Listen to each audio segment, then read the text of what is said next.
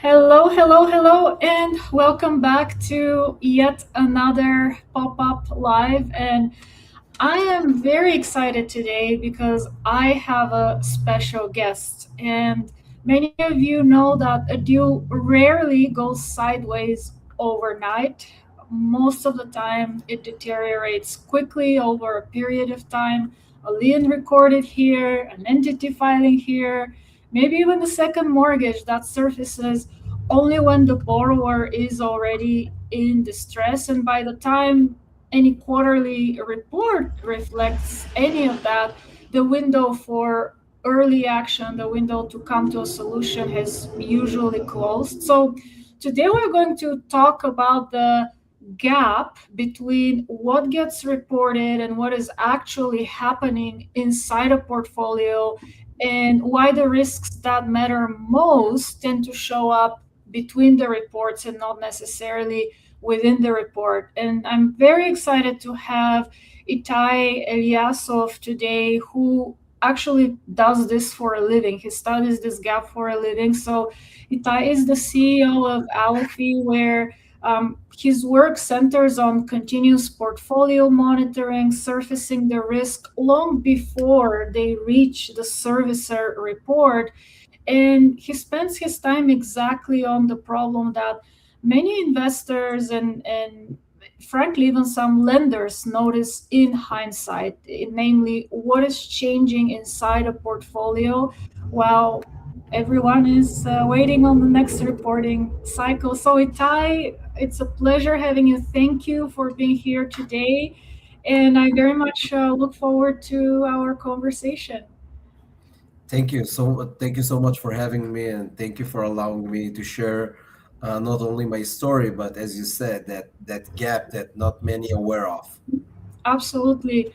Yeah, and I definitely, you and I connected on LinkedIn, and we had a very organic conversation. And what you shared spoke to me because, as a former lender, right, we very much utilize the product um, that you help close the gap on. Yeah, But I work for a very large institution, right, with a lot of resources. A lot of the private investors, private lenders, or maybe even smaller lenders may not necessarily have access to those type of resources. So maybe you can walk us through your origin story, how the company started. And I know there is actually a real story where the yeah, portfolio looked healthy on paper, but there was a risk brewing underneath. And let's start with that. no problem. By the way, I wanted to say is that nowadays we are serving also institutional lenders, very big ones. Love So that. you'll be surprised that this type of portfolio monitoring isn't exist Hmm. nowadays in most lenders and some Hmm. banks as well. So to my backstory, I was working for a U.S. firm that did multifamily all across the states, relatively large portfolio, around $300 million worth of portfolio, 3,000 units. I was working for raising equity, doing investor relations for institutional investors and family offices. That was my job. As part of my job, I put my own skin in the game and put 100K in one of the deals. Um, a deal I believed in, I visited in, I saw that in my own eyes, and it was all good for around 2 years. We were getting paid. There was dividends from the deal. Again, I had access to the report, so it all seems clear. Hmm. I even brought some friends to put some money as well as an insider. So after around 2 years, we've been told that their company is shutting down due to all kinds of different interest rates going up, and they have to shut down. And after they did that, we asked, okay, so what's going on with our investment? So as a job, okay, but what's going on with our investment? And they said that there is all kind of different things that need to be solved out, so our lawyer will be in touch, and when someone say that, you understand that there is a major issue happened. Hmm. Hmm. What I want to say is that I was, although I was working in the company, I was a private investor. And as a private investor, there were family offices, institutional investors that were invested with me, and there were very large major lenders that lended money to those deals. So when we lost money eventually, realizing that they committed a very large scale fraud. So all the reports we received, all the papers we saw, they were all false, was forged. So the same document reached the lenders as well and reached all the others investors as well.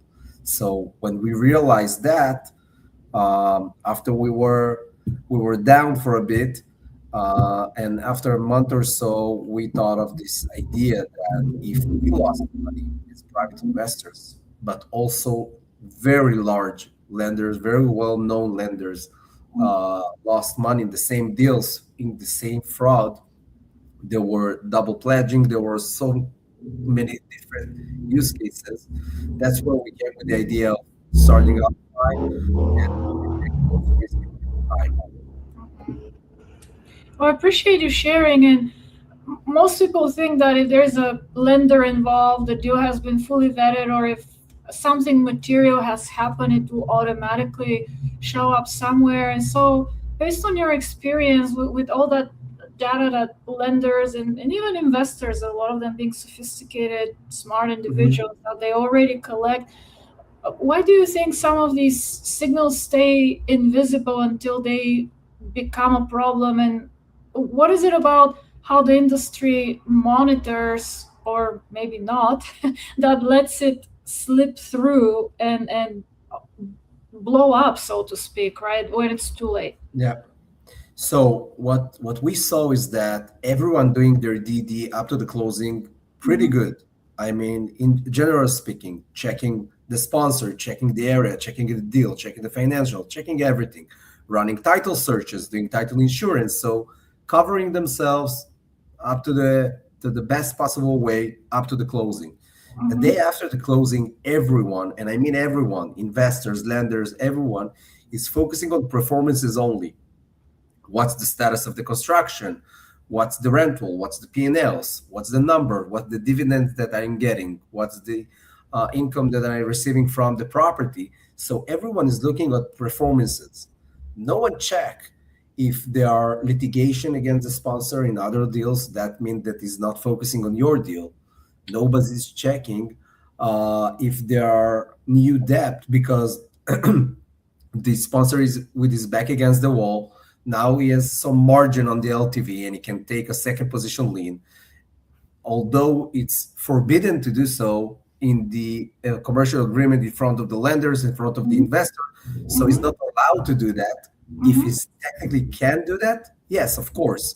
So many people, when they're reached to a point where they got to bring some more capital, by the way, I mean, that's against the agreements, but in their minds, we saw so many use cases where they're thinking that, okay, all I need is some money here to extend the run rate for the deal, and it will be all right. The prices will go up. I close that, I pay to the investor, I pay to the lenders.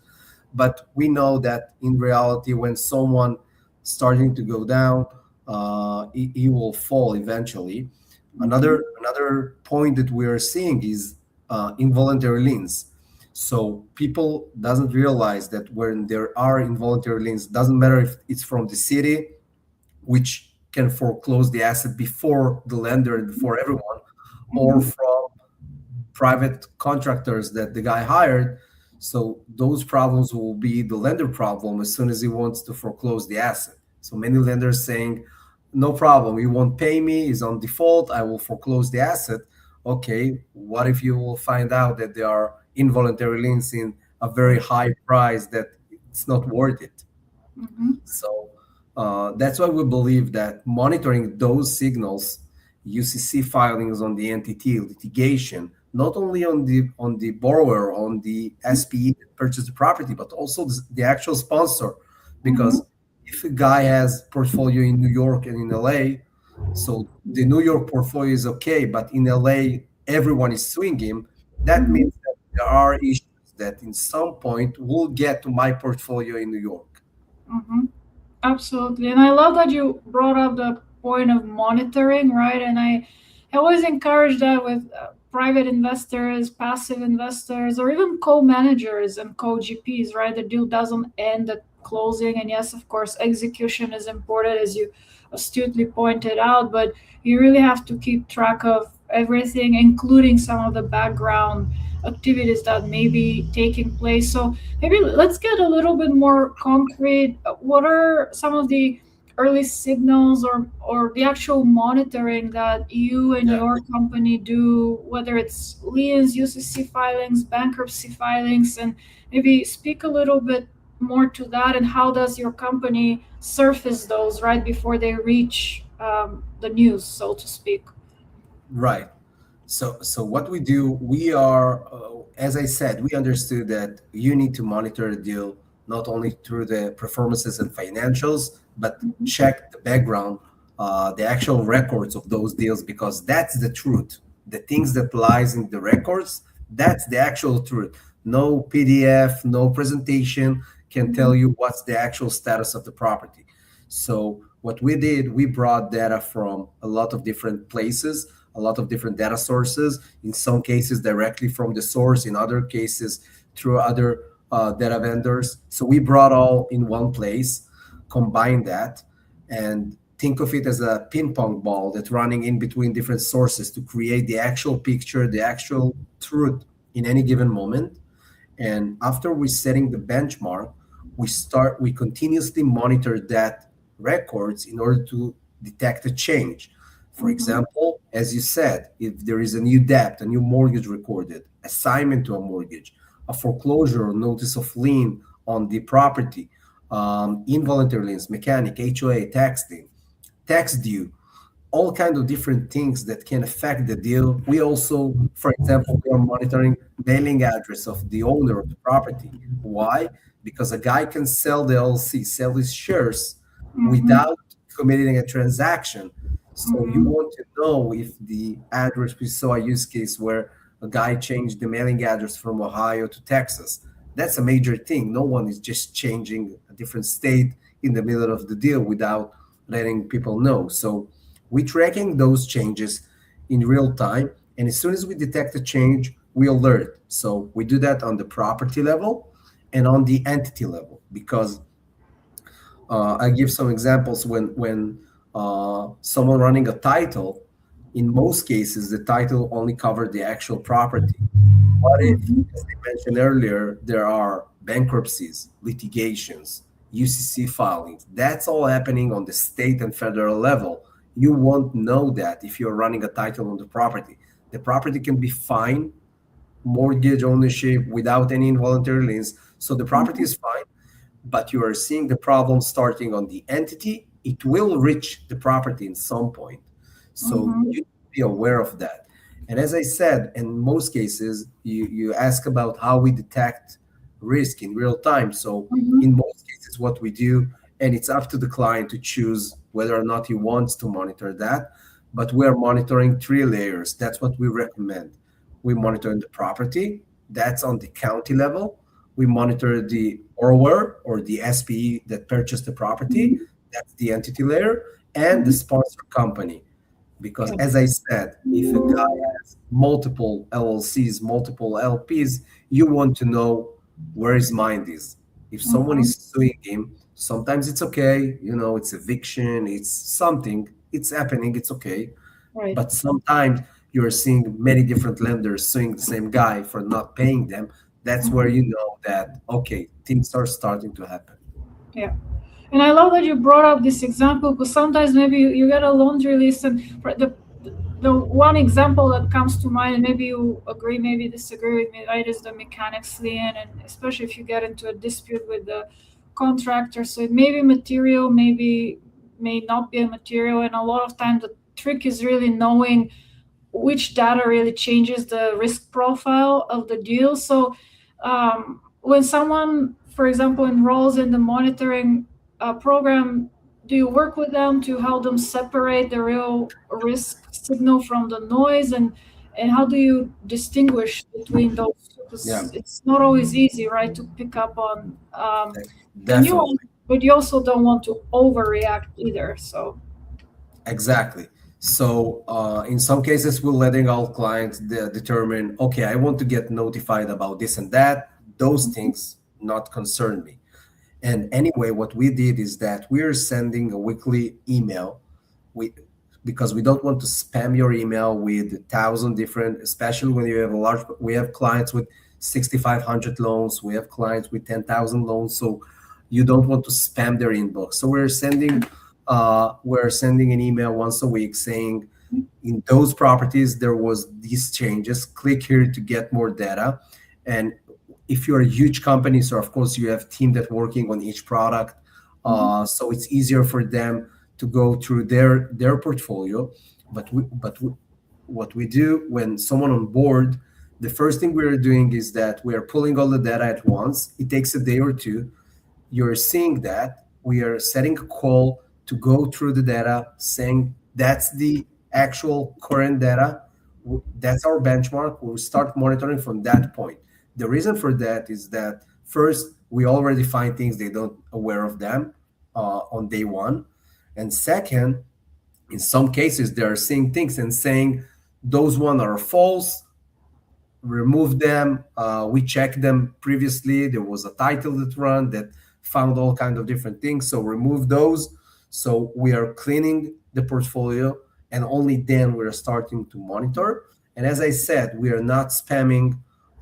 We are keeping it very simple to use, very easy to use. We know that everyone is busy, right? Everyone is doing business. Everyone is taking care of his day-to-day job. We just want to be there when something happening before it's escalating and become losses. Yeah.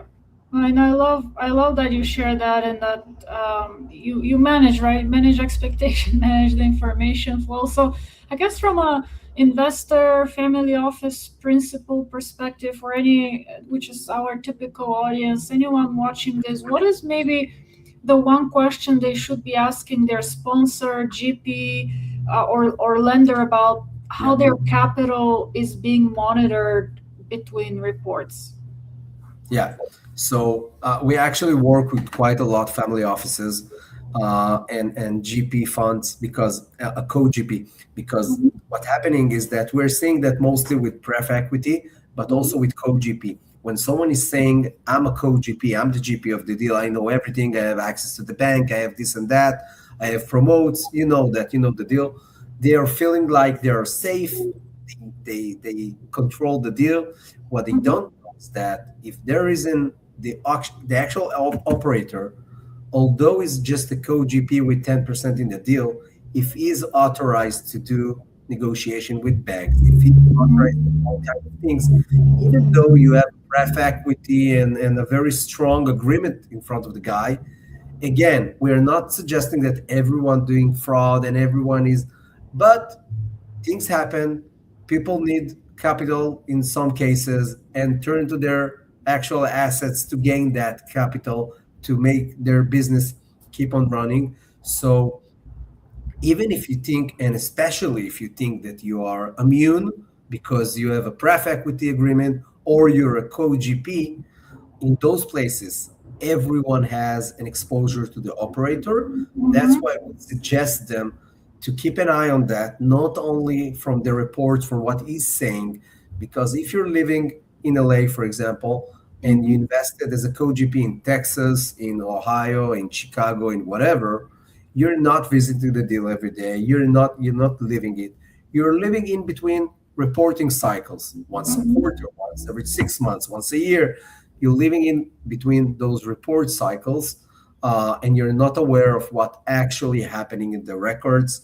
And if someone took a new debt, if they are, for example, involuntary liens, it's not just something that may affect the deal.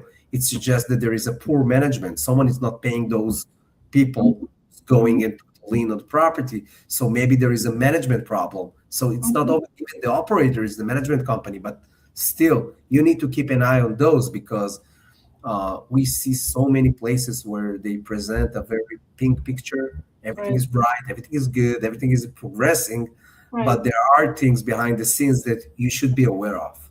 Absolutely. Yeah, and I fully believe in disclosure, right, and open communication. But unfortunately, as you pointed out, not everyone follows that path, and I'm really not sure what that is. And I think one obvious answer is, yeah, character issues. I get that, and sometimes it's probably a fear of sharing bad news. Yeah, But I think it's best to put right the issues up front. But because not everyone does business this way, tools like yours and the one you provided will help LPs, co-GPs, lenders, right? At least yeah.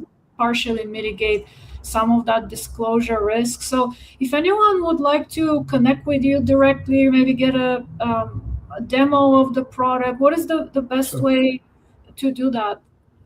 So I'm fully available on LinkedIn, as you know, and as you saw. You can send me a message. Basically, I'm not sleeping since I have four small kids, so I'm awake 24/7. So you can see and try me. Send me a message in anytime, and you get response. So you can text me on LinkedIn. You can send me an email. You can share my email. No problem at all. We'll schedule a demo, show you everything, do a live demo with one of your own properties so you can see what we are pulling and how we are doing that quickly. So I'll be happy to share demos. Feel free to approach.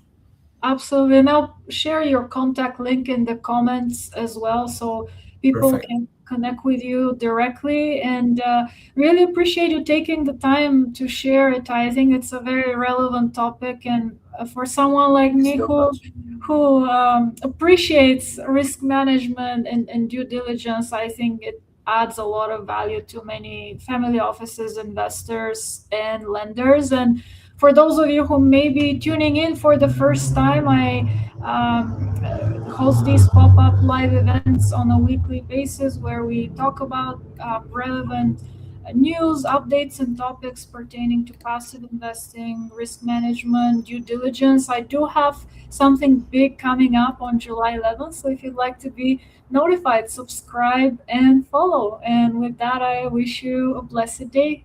Thank you. Thank you so much. Thank you, Bye Itay. bye. Bye.